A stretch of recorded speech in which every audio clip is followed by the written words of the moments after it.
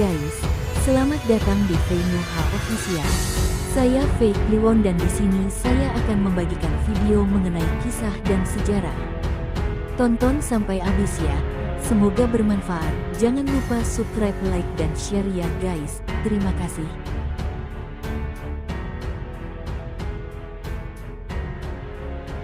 Fei-Nuha Official mempersembahkan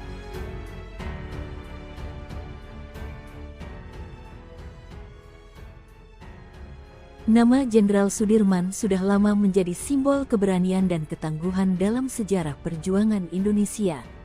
Namun, tidak banyak yang mengetahui tentang sosok guru spiritual yang memiliki peran penting dalam membentuk karakter dan kepribadian sang jenderal besar.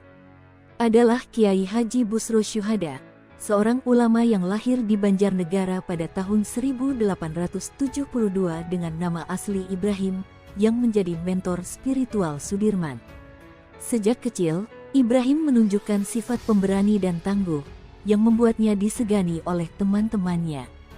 Ia belajar ilmu pencaksilat dan dengan cepat menjadi mahir, sehingga keberaniannya untuk melawan penjajah Belanda membuatnya menjadi buronan.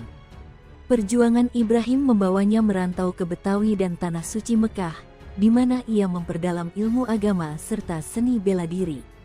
Sekembalinya dari Mekah, Ibrahim menikah dengan putri seorang ulama terkemuka, Kiai Haji Ali, dan mendirikan pondok pesantren Binorong di Banjarnegara. Setelah kembali dari ibadah haji, dan untuk menghindari kejaran Belanda, Ibrahim mengganti namanya menjadi Kiai Haji Busro Syuhada. Pesantren yang didirikan oleh Kiai Busro tidak hanya mengajarkan ilmu agama tetapi juga seni bela diri, termasuk pencaksilat yang dikenal dengan nama aliran Banjaran.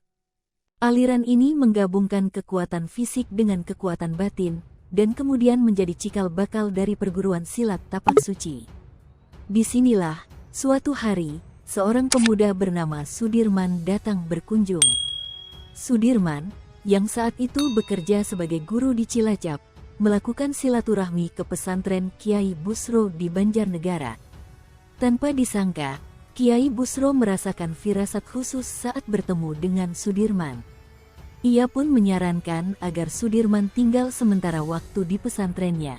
Meskipun terkejut, Sudirman dengan antusias menerima saran tersebut dan mulai menjalani kehidupan sebagai santri di pesantren tersebut. Saat itu, Sudirman berusia sekitar 25 tahun. Selama berada di pesantren, Sudirman mendapatkan perhatian khusus dari Kiai Busro. Tidak hanya dalam hal pendidikan agama dan bela diri, tetapi juga dalam kehidupan sehari-hari. Kiai Busro bahkan menugaskan keponakannya, Amrullah, untuk melayani kebutuhan Sudirman.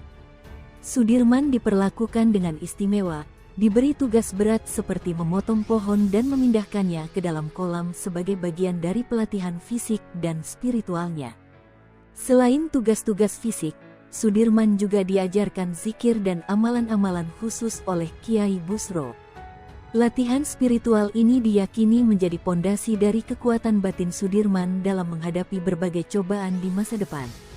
Ketika Kiai Busro meninggal pada tahun 1942, Sudirman memutuskan untuk kembali ke kampung halamannya di Purbalingga. Namun, tak lama kemudian, Jepang mulai menjajah Indonesia, dan Sudirman terlibat dalam pendidikan militer di Bogor, bergabung dengan tentara peta, pembela tanah air. Setelah menyelesaikan pendidikan militernya, Sudirman diangkat menjadi komandan batalion di Kroya, Jawa Tengah. Kepemimpinan dan ketangguhannya, yang sebagian besar dibentuk selama masa pendidikannya bersama Kiai Busro, terlihat jelas dalam berbagai pertempuran yang dipimpinnya, termasuk dalam pertempuran Ambarawa. Dalam pertempuran ini, Sudirman menggunakan taktik supit urang, yang mengapit musuh dari kedua sisi, dan berhasil memaksa pasukan sekutu mundur. Kemenangan dalam pertempuran Ambarawa mengukuhkan posisi Sudirman sebagai salah satu pemimpin militer paling dihormati di Indonesia.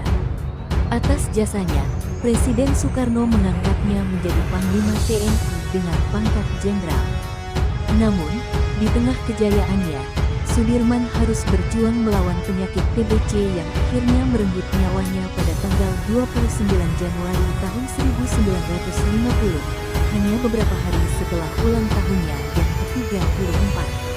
Kisah Jenderal Sudirman adalah contoh nyata bagaimana pengaruh seorang guru spiritual seperti Kiai Busro Syuhada dapat membentuk karakter dan jiwa seorang pemimpin besar. Kekuatan batin dan fisik yang diajarkan oleh Kiai Busro tidak hanya membantu Sudirman dalam menghadapi musuh di medan perang, tetapi juga dalam memimpin dengan kebijaksanaan dan keteguhan hati. Wibawa dan karisma yang terpancar dari Jenderal Sudirman